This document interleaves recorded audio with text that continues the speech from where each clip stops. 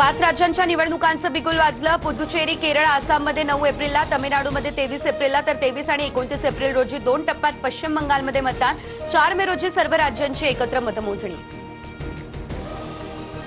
मुंबईमधील हॉटेल व्यवसायाला गॅसची झळ। महानगर गॅसकडून पाईप गॅसच्या पुरवठ्यामध्ये 20% कपात। पाईप गॅसवरती अवलंबून असलेले 35% हॉटेल संकटात।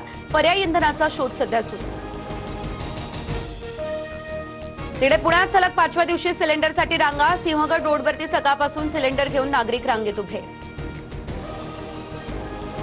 बुलडाण्यामध्ये घरगुती गॅसचा अवैध वापर उघड। 40 हॉटेल्सवर धाडी। कारवाईमध्ये 14 गॅस सिलेंडर जप्त। तहसीलदार विठ्ठल कुंबरे यांची कारवाई। हॉटेल मालकांचे धाबेदण आणले। डोंबिवलीत गॅसच्या नावाखाली तिसरी सायबर फसवणूक। गॅस कनेक्शन बंद होणार सांगत 14 लाखांचा गंडा। रामनगर आणि टिळकनगर पोलीस ठाण्यामध्ये गुन्हा देखील दाखल। हिम्मत असेल तर अमेरिकन युद्धनौका किनाऱ्याजवळ आणून दाखवा। इराणचं ट्रम्प यांना थेट आव्हान। इराणच्या नौदलाचं नामोनिशाण मिटवू। ट्रम्प यांच्या धमकीला इराणच्या IRGCकडून जशास तसं उत्तर।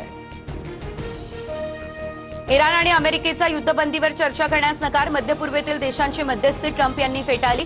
हल्ले थांबत नाही तोपर्यंत युद्धविराम नाही, इराणकडून स्पष्ट।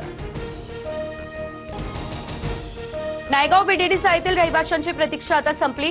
आज हक्काच्या घराची चावी मिळणार। नायगावमधल्या 864 रहिवाशांना घरांचा ताबा मिळेल। उन्हाच्या चटक्यानंतर आता अवकाळी पावसाचं सावट। राज्यात 7 जिल्ह्यांना येलो अलर्ट। पश्चिम महाराष्ट्र, मराठवाडा आणि विदर्भामध्ये वादळी पावसाचा इशारा। मुंबईमधल्या संजय गांधी राष्ट्रीय उद्यान परिसरात बिबट्याचा दोघांवर प्राणघातक हल्ला। वन विभागाकडून बिबट्याला डाट मारत पकडलं।